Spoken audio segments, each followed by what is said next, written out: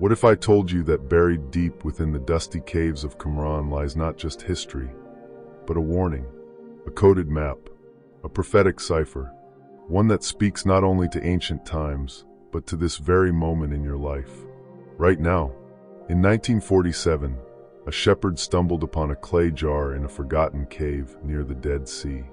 Inside, a collection of ancient scrolls that would shake the foundation of biblical scholarship, historical understanding, and spiritual dogma. But here's the truth they never told you. Not all of those scrolls were made public.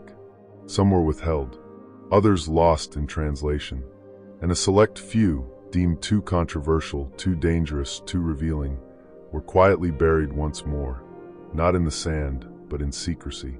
What if those suppressed scrolls contained prophecies that directly pertain to our era? Not just predictions of geopolitical turmoil or natural disasters, but revelations about the human soul, the awakening of consciousness, and the return of a forgotten wisdom? This isn't about religion. This isn't about doctrine. This is about an encoded message from the ancients, whispered through time, meant not for the masses, but for those ready to see beyond the veil. A sacred transmission written in ink and fire, tucked into stone niches by those who feared what the world would become, and trusted that someone someday would find it.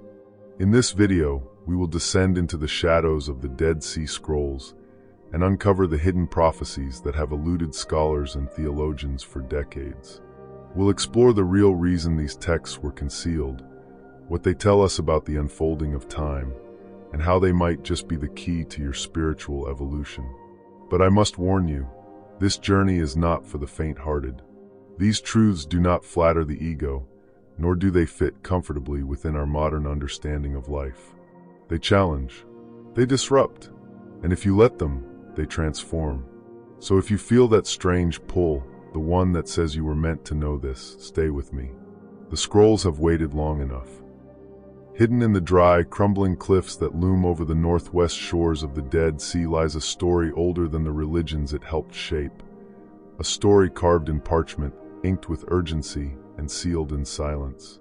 The Dead Sea Scrolls, discovered in the Qumran caves in the late 1940s, are often framed as an archaeological marvel, a treasure trove of biblical manuscripts, rules of an ascetic sect, and glimpses into a world long gone. But that is the surface. That is the official narrative. What most don't realize is that the scrolls contained far more than just biblical fragments. Alongside the well-known Isaiah manuscripts and sectarian rules were texts that hinted at something far more enigmatic. Prophecies cloaked in metaphor, warnings disguised as visions, and wisdom presented in riddles only the initiated could decode. Among these were references to a coming teacher of righteousness, veiled timelines of cosmic events, and cryptic descriptions of an end of days not based in fire and fury, but in awakening and division, between those who see and those who refuse to. The community responsible for these writings, often identified as the Essenes, were no ordinary sect. They were mystics, scholars, astronomers, and ascetic visionaries. Some historians argue they were proto-Gnostics, guardians of a secret tradition parallel to, yet distinct from, mainstream Jewish and later Christian thought. They believed in cycles of cosmic struggle, in hidden knowledge that could liberate the soul, and in the coming of a new aeon, one born not just of divine intervention, but of human readiness. But why would such prophecies be hidden? Why would certain scrolls remain unpublished for decades, even as the world celebrated the Dead Sea Scrolls as a monumental discovery? The answer is both simple and unsettling. Some truths threaten power, and others dismantle the very scaffolding of organized belief. Among the scrolls locked away by religious authorities and academic gatekeepers were texts that reimagined the role of the divine, not as a distant patriarch, but as an immanent force woven through the self. They spoke of sacred light encoded within each soul, buried beneath layers of forgetfulness. They warned of an age in which man would become enslaved not by tyrants, but by illusion, distraction, and spiritual amnesia. And they hinted at a time, our time, when those who remembered would rise. The philosophical undertone of these hidden scrolls mirrors many esoteric traditions, that history is not linear but cyclical, that prophecy is not prediction but potential, and that spiritual knowledge, when lost, repeats its absence in suffering until rediscovered. What the Essenes encoded in these scrolls aligns uncannily with teachings found in the Hermetica, in Gnostic Gospels, in Vedic philosophy, a recurring motif that human beings are vessels of forgotten divinity, and the return of that memory is both the greatest danger to the ruling systems and the greatest hope for the human spirit. We must also consider the broader context of the time. The scrolls were written during a period of profound upheaval, Roman occupation, temple corruption, sectarian conflict.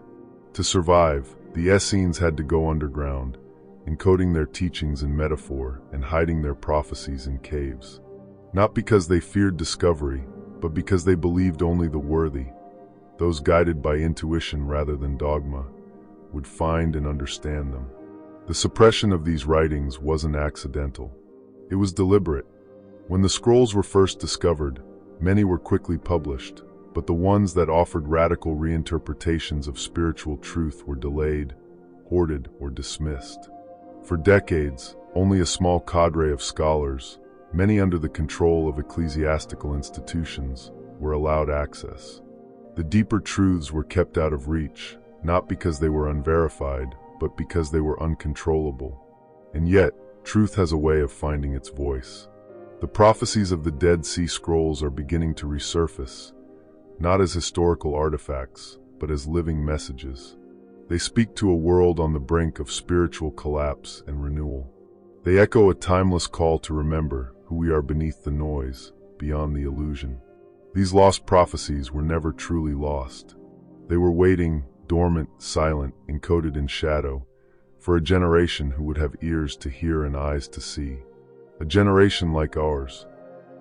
To truly grasp the magnitude of these forgotten scrolls, we must step beyond history and into the architecture of meaning itself. The lost prophecies, those fragments rarely spoken of and scarcely studied, are not straightforward predictions like one might find in modern forecasts or scripture twisted by agenda. They speak instead in symbols, in patterns, in archetypes that echo across cultures and timelines. Their language is not that of calendars and empires, but of inner transformations and the hidden mechanics of human consciousness. One recurring theme in these suppressed texts is the idea of the two ways, not merely paths of good and evil, but two states of being. One grounded in forgetfulness, consumption, and spiritual blindness. The other rooted in awareness, clarity, and sacred remembrance. The prophecies do not depict a coming apocalypse in the traditional sense. There is no fire raining from the sky, no divine wrath spilling over the earth. Instead, they describe a kind of inner judgment, where humanity would be weighed not by its beliefs, but by its awareness. They tell of a time when the sons of light and sons of darkness would be revealed, not through war, but through resonance. Not by conflict, but by frequency. Those attuned to the hidden truth, to the pulse beneath appearances, would naturally separate from those trapped in illusion. The battle was never physical, it was vibrational. An energetic sorting where souls begin to gravitate toward their true nature. In this sense, the prophecy is unfolding not in the headlines, but in your everyday choices. What you feed your mind, where you place your attention, how deeply you remember the light within you. The scrolls speak of a teacher, not a messiah in the sense of religious dogma, but a figure who would come not to save, but to awaken. One who would not be recognized by institutions, but by those whose inner fire had not gone out. This teacher of righteousness, as some texts name him, is not a single person, but a principle, one that can arise within any of us once the veils begin to lift. A revealer, a mirror, a voice inside that whispers when the world shouts. Even more intriguing is the concept of the time of visitation, a cryptic phrase found in several scrolls, referring to a period when divine insight would revisit humanity, not in thunder, but in silence. A window of clarity, a thinning of the veil. The scrolls imply that during this time, forgotten knowledge would surface, and those prepared inwardly would hear its call, not as information, but as remembrance. Like waking from a long sleep and realizing the dream was never real. There are metaphors scattered throughout these prophecies, of seeds lying dormant, of stars falling only to rise again, of desert flowers blooming where none should grow. These are not poetic flourishes, they are esoteric blueprints. The seed represents the latent potential of the soul. The falling star symbolizes a being who descends into matter, into suffering, only to reclaim their divine spark. The blooming desert is the miracle of inner transformation in a world seemingly devoid of light. And what of the scrolls that describe the lying priests and the corrupt shepherds? These figures are not just relics of ancient religious conflict. They are archetypes still active today, leaders who twist truth for control, institutions that cloak suppression in the language of salvation. The scrolls warn that during the Age of Awakening, these false guides would become more desperate, more deceptive, hiding the true path beneath layers of noise and distraction. The greatest enemy, according to the hidden texts, is not ignorance, but manipulated knowledge. This is why the scrolls were silenced. Not because they were irrelevant, but because they were dangerous to those who benefit from spiritual dependence, to systems that require forgetfulness, to powers that tremble at the idea of an awakened human being. As you read these interpretations, something may stir within you. Not agreement, not disbelief, but recognition. The Lost Prophecies were not written to inform, they were written to activate, to trigger memory, to ignite something ancient within you that knows the difference between truth and illusion without needing permission. The scrolls were buried in caves, but the real cave, as Plato once taught, is the one we live in when we mistake shadows for reality. These texts are a torch in that cave, a light not just to read by, but to see by. If the earlier scrolls whispered through shadows, then what we find as we delve deeper begins to speak more directly, though still in the language of the mystic. These more obscure texts shift from metaphorical landscape to something resembling encoded instruction. The Lost Prophecies start to reveal a spiritual technology, mechanisms by which consciousness is refined, awakened, and aligned with the greater rhythms of the cosmos. One such idea is the great cycle of the eons. Though not called by this name in the scrolls, the concept is unmistakable. Time, according to these writings, is not a straight line leading to some final judgment or destination. Instead, it is cyclical, spiraling through phases of forgetfulness and remembrance, darkness and illumination. And within these spirals are moments of sacred convergence. The scrolls describe them as the appointed times, when the fabric between worlds grows thin and humanity is offered a choice: descend further into illusion or awaken to its divine heritage. The most controversial of these scrolls, and likely one reason they were hidden, involves what some scholars call the Scroll of the Watchers. Though fragments remain incomplete, the text tells of beings who descended to Earth, imparted forbidden knowledge to humankind, and were ultimately cast out. This story closely parallels the Book of Enoch and even Sumerian myths, where celestial figures gifted humanity with fire, language, architecture, and stars, but at a cost. The scroll doesn't portray these figures as wholly evil or good. Instead, it presents a duality. Some came to uplift, others to corrupt. But the deeper message is not about aliens or fallen angels. It's about the inner forces within us, the divine faculties and destructive impulses we each carry. The Watchers are us, split by amnesia, longing to reunite with the source. Then there are the scrolls that speak of the heavenly tablets, metaphysical records said to hold the blueprints of every soul, every event, every possible future. They speak of a book of remembrance, not written in ink, but inscribed on the soul itself. According to these prophecies, during the time of awakening, each person would begin to access this inner book, whether through dreams, synchronicities, or sudden flashes of knowing. This isn't merely poetic, it mirrors the Akashic concept found in Eastern mysticism and the Hermetic idea of divine mind, where all is known and nothing is truly lost.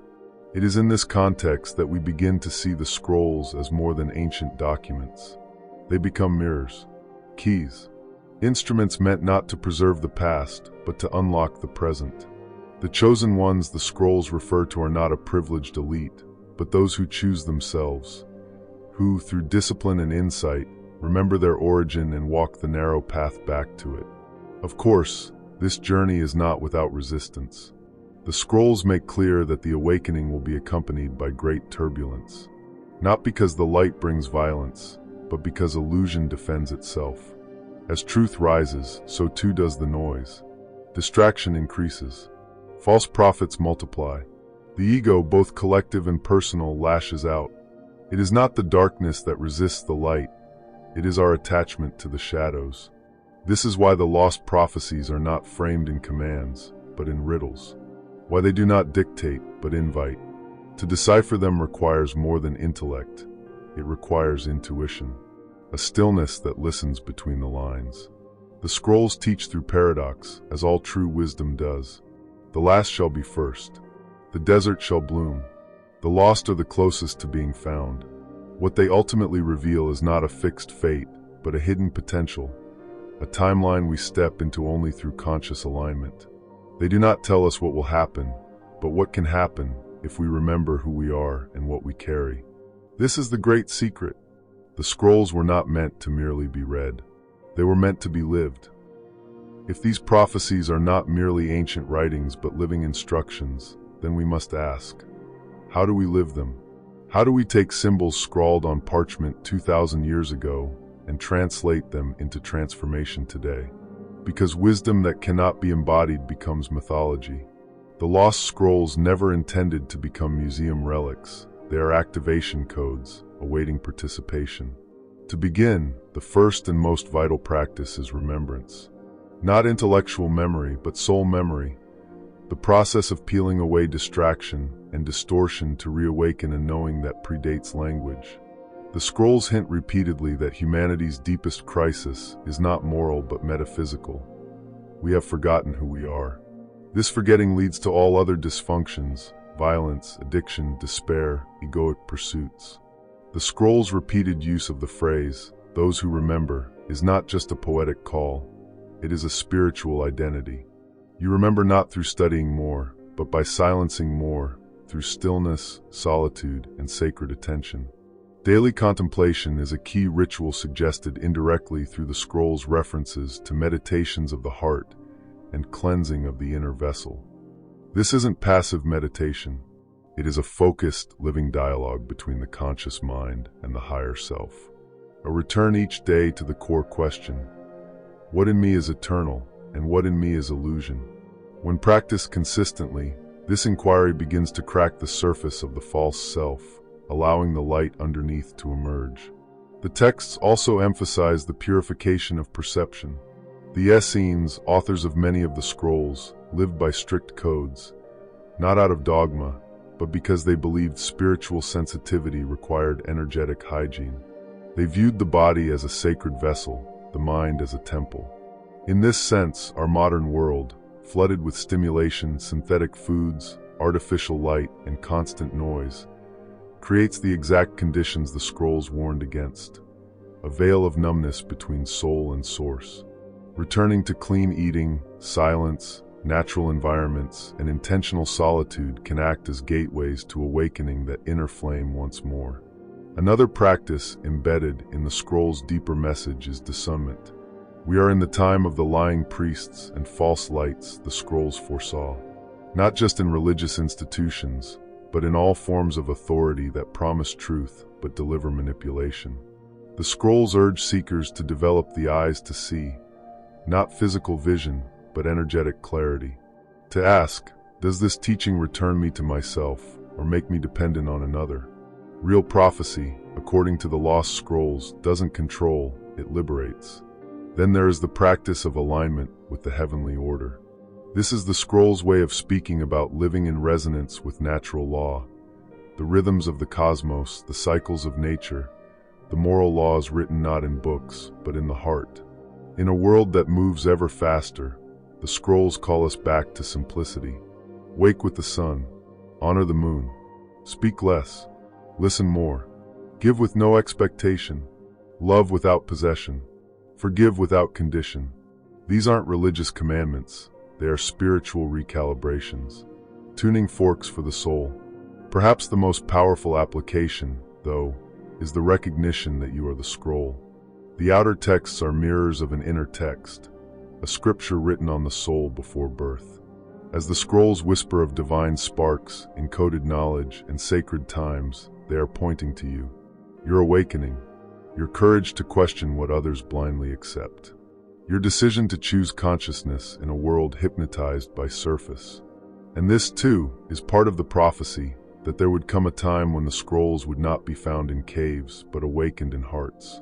When the teacher of righteousness would not appear as a single figure, but rise as a frequency within many. When the desert of collective amnesia would begin to flower with remembrance. This isn't fantasy. It's already happening.